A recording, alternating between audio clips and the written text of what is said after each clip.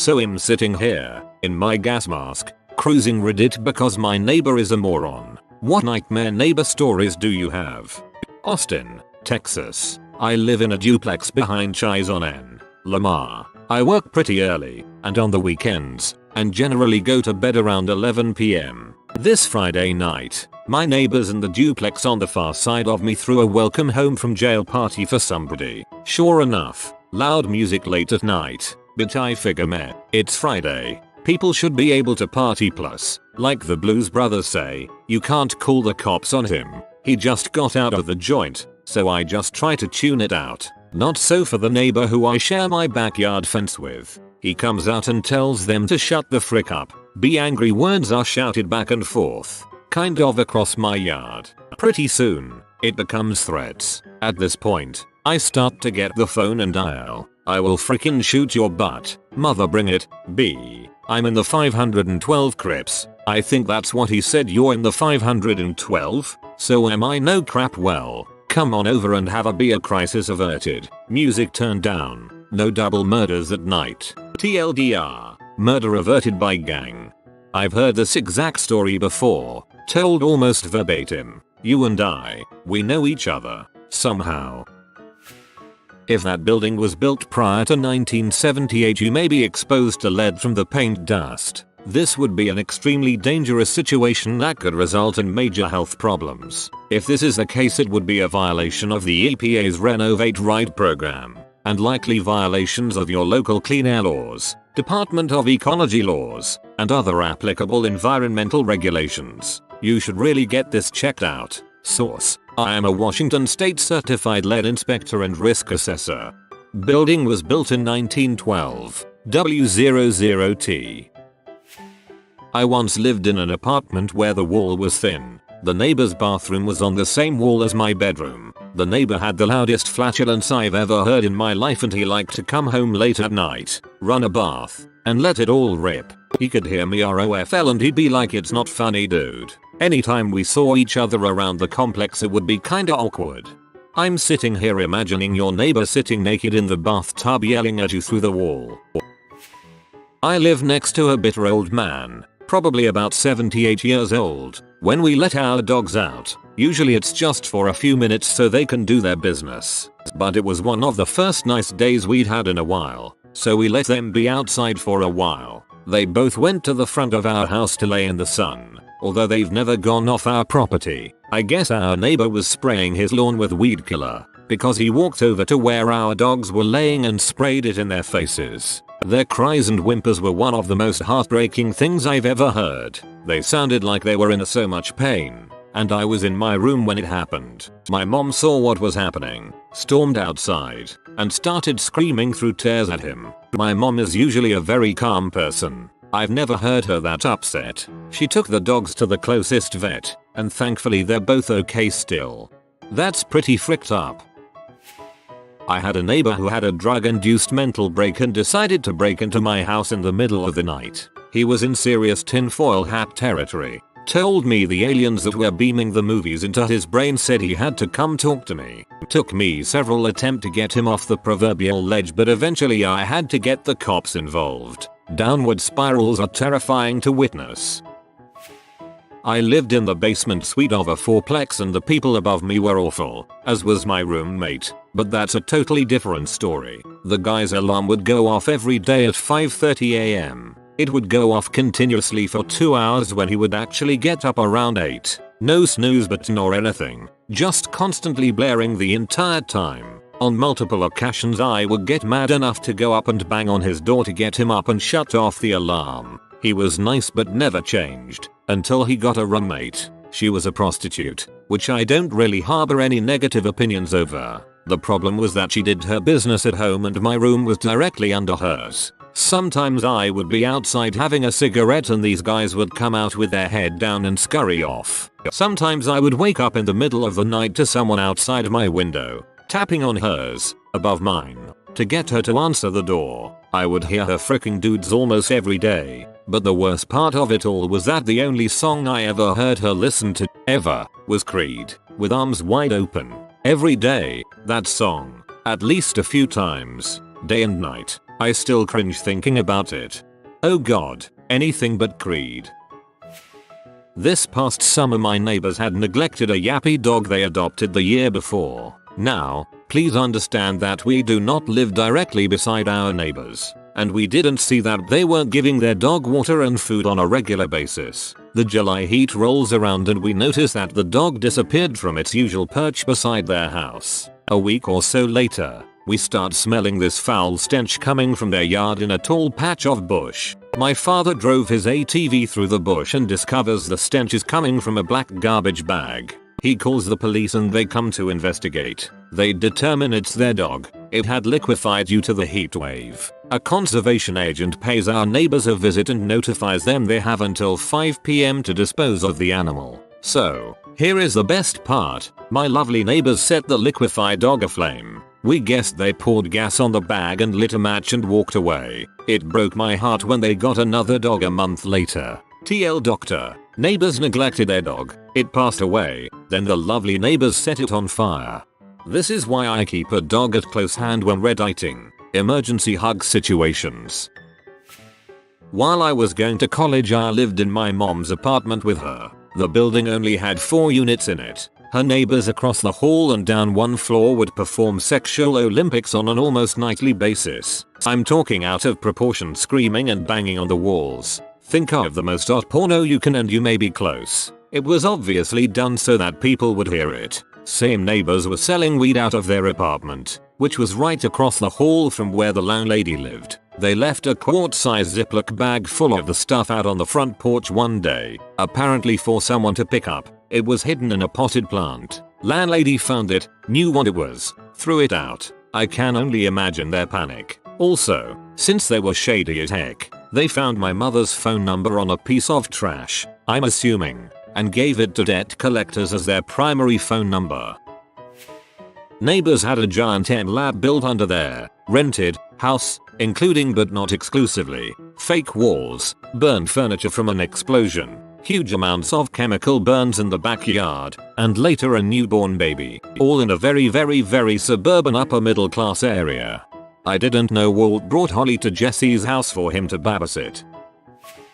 Once, I came home and the SWAT team was surrounding my building. My downstairs neighbor was holed up with a lot of ammo and was threatening to kill his wife and kid by shooting into the ceiling. My neighbor from behind my mom's house once literally asked her, "Why don't you use the master bedroom? I never see you go in there with my binoculars." He wasn't joking. She actually doesn't use the master bedroom, which is visible from his back window. On top of that, he is also probably a racist. He started harassing the repair guy from DirecTV, who happens to be black. This guy had a uniform, expensive equipment, and everything. He claimed he looked like he was doing something suspicious. Oddly enough, he didn't seem to think the white kid who did try to break in broad daylight no less, was suspicious. On top of that, he asks my mom one morning if he could have his lawn man remove a tree that he didn't like. Seeing as how it was on our property, even the branches, it was small, on that strip of land next to driveways, she said no. 3 hours later, BZZZZZZZZZZZZZZZZZZ. What the heck was even the point of asking? When I was in high school my parents had a house built. While it was being built we lived in a little Monopoly style rental house. The neighbor next door had parties that would run from Friday evening until Sunday evening with loud music and lots of people. My parents complained to the police, and apparently they set up DUI checkpoints on both sides of the streets because he had one last party and that was pretty much that. Some friends in college lived next to some girl who was dating a football player. They got into epic fights, and occasionally it sounded like he was going to push her into their apartment through the wall. My neighbors have 3 people in the house, but somehow have acquired 6 vehicles. They have lots of visitors who arrive on a semi-regular basis, stay for a short time, then will leave again. They are always noisy, argue, and are slobs. Worst neighbors ever. I can't wait to sell this house and move. Those are called drug dealers. I know this isn't helpful but your apartment is awesome. But call the cops. It's not extreme. He is doing illegal construction work without a permit. I lived next to this woman who was extremely irresponsible, had 4 noisy children and her mother all occupying the same small space. All day long, I got to listen to children screaming and throwing things and her yelling obscenities at them. And all night long I got to listen to her blast music and fight with people. It was unending. There was never quiet for very long. I couldn't really call the police because they wouldn't do anything when I did call them, and my neighbors would punish me for calling by smearing dog crap on my door and leaving garbage around my front step. I was the new guy living in the complex, and a lot of people were noisy like her, so she knew it was me calling the cops. Eventually, you just learn to sleep with Kesha blasting through the paper-thin walls. I was so glad when I finally moved out. You should have pea frisbeed that mess. Freeze your pee in a frisbee, decant it onto some wax paper, slide it under the door, then work the paper back out. When I was 14 I lived in a duplex with an elderly woman and her husband, my family and I on the bottom floor. She had smoked when younger and was in possession of oxygen tanks, and an obvious past drug user. Now we knew she wasn't the greatest of people from day one, but her husband was an awesome, also elderly man. He collected scrap metal, and one day, when locked out, he climbed to the 2nd story Spider-Man style and went in through the window. The year we moved into the house was turbulent for my family, but we were okay. My mother was with her dying grandmother over Thanksgiving, and the same time and day her grandmother died, so did this woman's husband. We offered condolences, and part of our Thanksgiving meal to her, and we had always been kind to them. Christmas wasn't the greatest to begin with that year, but it would end tragically. Around 10 PM Christmas night we were going to head to bed, all of us tired, but my sister insisted we watch the movie she had bought for me,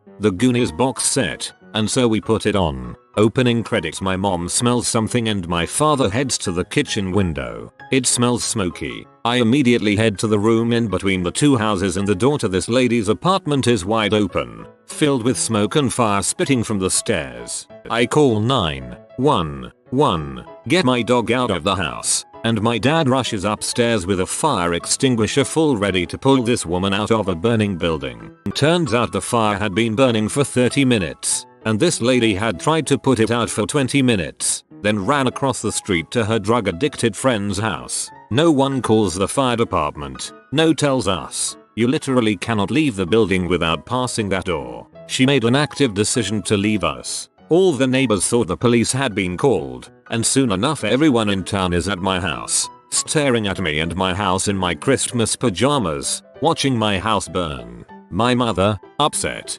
shouts, "Oh my god, the house is in fire!" Shocked, the woman turns to her and says, "What are you talking about? My house is on fire." In the process of recovering our things in the freezing weather of a New York winter, this woman tries to steal from us twice. From the wreckage of our charred, severely water-damaged home. That is my worst neighbor experience.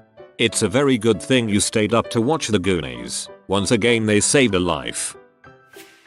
Was baking cookies. Forgot they were in. Building is evacuated for massive amounts of smoke. Had to run out in my underwear in 30-degree weather. Not cool. Had to run out in my underwear in 30-degree weather. Not cool. Sounds plenty cool to me. Current neighbor has had my parents and other neighbors go to court and arrested because of him. Long story short, he has a history of messing with the law because of his connections, so he likes to frick with his neighbors, trying to get them put in jail. For his own pleasure, he files protective orders against my parents, yet stalks them to their workplace. He's gone to the restaurant my mother works at to eat. Keep in mind he knows she works there, and has a protective order against her because she threatens him, and sits there for hours just staring. Every time someone calls the cops on him, the officers take his side and we end up getting fricked over. One of my neighbors was arrested last night. The neighbor who was arrested, called the police because the fucked neighbor was flashing a laser pointer from his porch at him and my father. Cops came, said my good guy neighbor was violating the fucked neighbor's protective order, and had him arrested. He's on probation due to a DUI, so he'll probably be gone for a while. All thanks to this frick.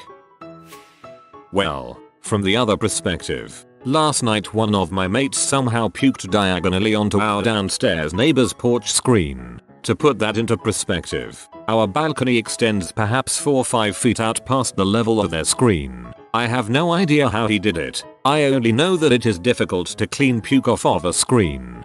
I'm not even mad. That's impressive. Looking at the screenshot of your house you posted, I don't think it'd be that extreme to call the police, if that is all dust. The screenshot is difficult to see. If you didn't have a gas mask that could seriously frick with your lungs. You know you've been on the internet too long when you refer to a photo as a screenshot. Constantly drunk college girls. Sounds great in theory, but when they live above you and stomp like centaurs up and down the stairs throwing their beer cans at the wall, it's not fun. It's amazing how dainty little college girls can do more oral damage than a freaking high-speed train derailment.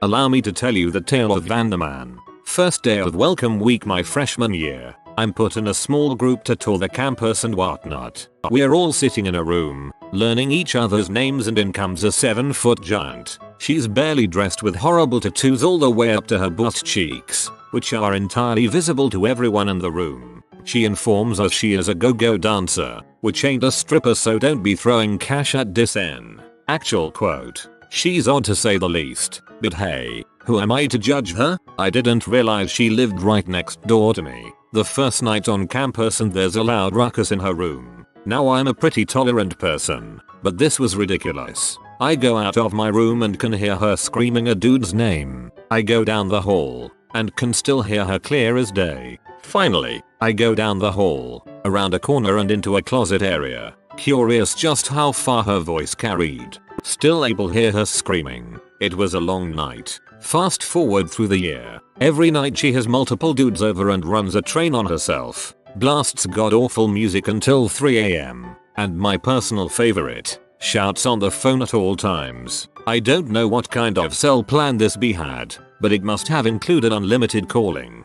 She talked to people in the bathroom, which was shared by about 20 other people, usually putting them on speakerphone so she could crap and talk without having to hold the phone to her head. Or she'd be shouting to them while she was in the shower, or yelling at someone in her room loudly enough I could hear the whole conversation. The conversations usually went something like this. AW heck nah dat be threw a shoe at my head. IT was a frickin' high heel. Datsy butt mother. SHOOBI taking out mutt trash ITB full as frick of these nasty butt rubbers. I must have sent in at least a dozen complaints to the housing director, but she stuck around till the end of the year. It got to the point that I was hoping she was murdered when she was out for the entire night, but of course, she was always alive and well the next morning.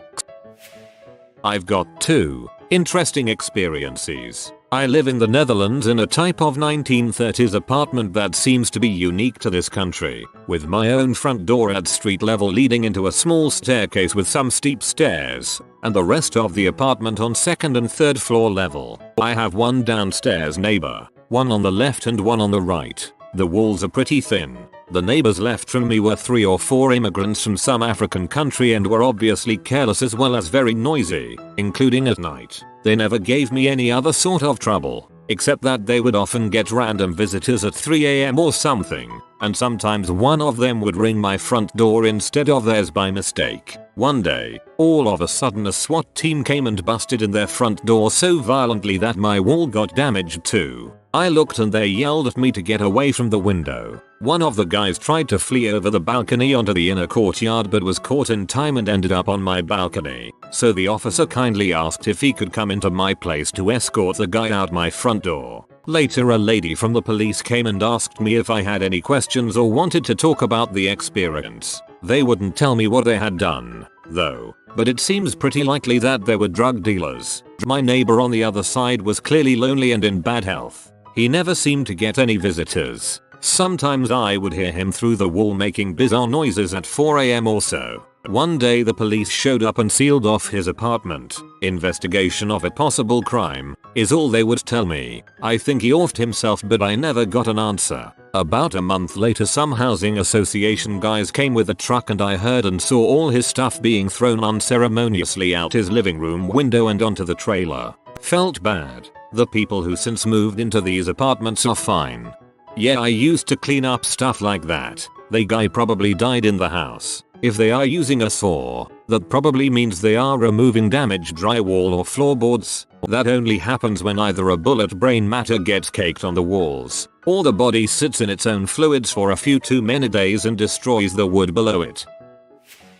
My neighborhood isn't the greatest. The house across the street is sort of a duplex. There's a creepy old man in the front who gets wasted off his butt every night and sometimes comes and professes his love to me. While sober he's a super sweet and helpful old guy, but get a couple drinks in him and he's a nutbag. One night he had Eye of the Tiger blasting while he was karate chopping and spin kicking the air. I was sort of amazed at his agility, regardless of how sloppy. A random man walked down the street and he told him he was going to punch his face in, then did some sort of tuck and roll and he hit the air. Just this afternoon he came stumbling over, asked why I don't come talk to him. I'm always courteous towards him. I don't believe in disrespecting my elders. I don't really feel in danger. I just think he's lonely. When I tell him I have a boyfriend he just responds saying he doesn't mind. He just loves me. The people who live in the back of the house is his sickhead daughter, her sickhead boyfriend and her 2-year-old. I am on the verge of calling CPS considering they have literally fought from 11 PM at night until 5 AM outside up and down the street,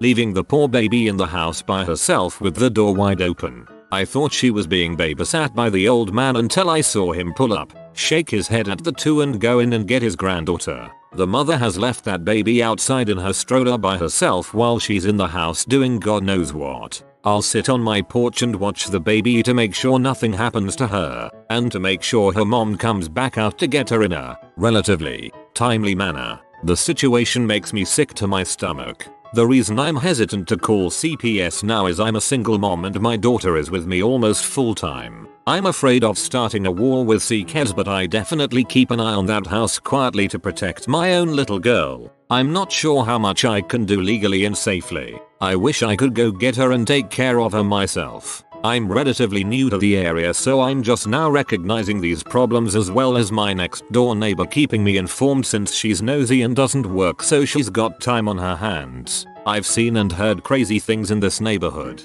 There's fighting going outside right now. Had to pause this comment to go help a neighbor. I know this comment will be buried and it's long-winded and all over the place, but dang, it feels good to get that off my chest. LOL. TLDR. My neighborhood sucks. Get out before it's too late. You're living on a powder keg. Some of my neighbors across the street are drug dealers, and a guy confused their address with an old guy in the same complex and murdered the old man with a machete. I can't think of few things less neighborly than killing someone with a machete. I'm moving when my lease is up.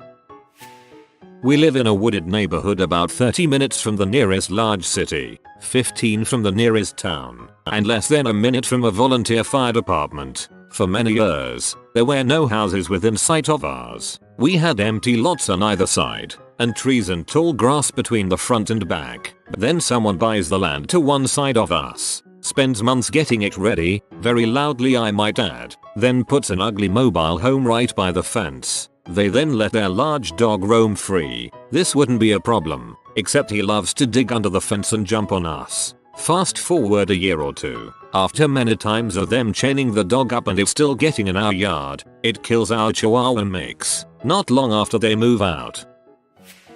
What kind of amazing place do you live in? I love it. Very beautiful. Get the pups or kitties out of there too. Don't let them breathe that stuff either. In the next few days, weeks, there's a very good chance you'll start smelling some paint fumes or polyurethane solvent. Seems like a reasonable thing to do after the sanding is done. Lay down a bit of paint. Now you don't want these fumes stinking up your crib. I recommend taking every fan you can, beg, borrow, steal and set them up blowing into your apartment. Just to keep the fumes down, of course. Positive pressure. It's a bit unfortunate, but some of this massive dust cloud, especially the crap that's stuck in the cracks between the floors, just might get returned along with the fumes and convert all that fresh new shiny paint into a nice gritty sandpaper finish. I live down the street from a miserable old woman. She sets up tuna traps in her backyard to catch neighborhood cats and dogs and call the pound. She caught my cat when I was 11 and left the most apathetic voicemail on the home phone Thanksgiving Day. Many people participate in programs to capture feral cats and dogs. often with lone traps from the local humane society. By the sound of it, that's what she was doing, rather than just pee people off for old person giggles. If she really wanted to kill your cat, she wouldn't have called, presumably to give it back. My roommate liked to disinfect hairbrushes by boiling them. Well, one day, he put a couple brushes on the stove and then left. I was taking a nap upstairs and luckily smelled the smoke and woke up. No smoke alarms. That kinda sucked too. The whole house was filled with toxic smoke. The kind you get when plastic burns. I had to run outside in my underwear and hang out there till the smoke cleared. What a moron. Dude, if your house doesn't have a smoke detector, you get one. You shouldn't rely on other people, your landlord, roommate, etc. for your personal safety. You could have been killed that day. I'm seeing this a bit late, but I'll post anyway because it's good to get this kind of stuff out. Over the last 10 or more years my neighbor has poisoned neighbor's dogs, smashed my dad in the head several times with tennis rackets and frying pans, sending him to the hospital because my dad was trying to save the dude's then wife from his physical verbal abuse. Had M-Labs parked in the backyard. Had numerous sketchy friends stay over for months at a time. Hit his own children. Verbally abuses his own mother. Steals from her. Allows his crack addict stripper girlfriend to steal from her. Manipulates his mother into getting him out of jail every time he's put in. Is a constant annoyance for me and my mother. Loud fighting with stripper girlfriend. I would go on, but these are the things that really stick out in my mind. He's been put in jail several times over the last 10 plus years, but somehow he always finds his way out. Rented a room in what I later realized was a sketchy part of the city. Landlord owned both sides of a semi-detached house and told me he'd put me in the normal people half. One of my roommates is a woman named Charity, who later told me that she was half Aboriginal Canadian and was studying dental administration in college. So far everything is fine as she is paid by the landlord to keep the place clean and everyone keeps to themselves. About a week in, though, I start noticing that she's always bringing these random dudes home, who I keep bumping into in the kitchen. They are typically big, muscular black guys, always a different dude each time. This was a bit strange considering she was quite the opposite of in shape and attractive, but whatever. Maybe she found a trove of ripped chubby chasers. Then came the loud sex that would last hours and hours of her screaming like a dying elk. 3 months later, I find out that she's actually married and has an apartment down the street with her husband, but she rents out her room so that she can hire male prostitutes and have sex with them. If you are new to the channel, you can subscribe. I publish new videos every day. Until then, check another video.